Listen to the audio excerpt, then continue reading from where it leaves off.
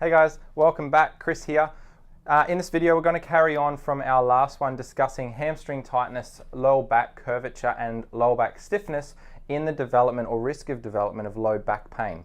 Now, some reasons why this might occur are things like occupation, for example. So you might have a desk job where you're sitting for long periods of time.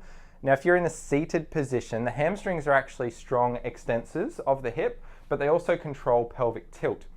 So sitting in a seated position, first of all with the knees bent, that's a shortened position for the hamstrings. And a lot of us don't sit in a very good position when we're seated as well.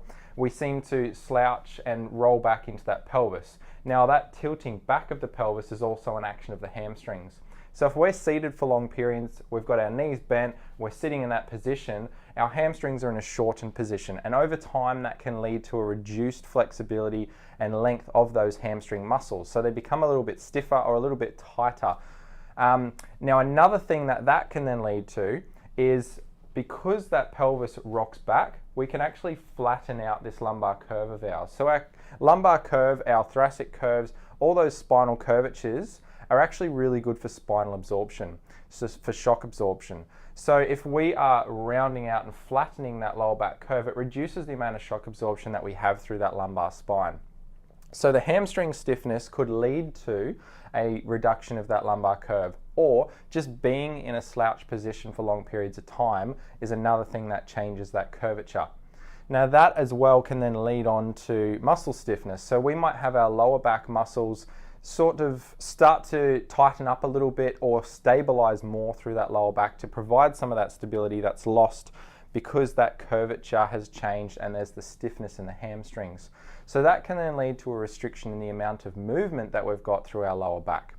So these things could happen in isolation. You might just have tight hamstrings, you might just have a reduction in your curve, or you might just have some stiffness in your lower back, or you might have all of these presentations occurring together. And your work can be one example of why that can occur. And so might be a decrease in your physical activity if you're not moving as much. So if you don't use it, you lose it. With flexibility, if you're not using your flexibility, you tend to stiffen up a little bit. As you may have noticed over the years, you might not be able to touch your toes as easily as you could have previously. So there's different factors that might lead to the hamstring tightness, the change in that curve, and the decrease in that side bending through your lower back.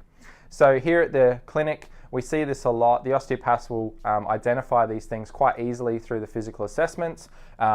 So I generally see these things in the notes, and these are some of the things that I work with when working alongside the osteos here to try and change those things so that we can decrease that risk of you getting the back pain, or try to reduce the amount of discomfort you get, or just get you back to your optimum self quicker.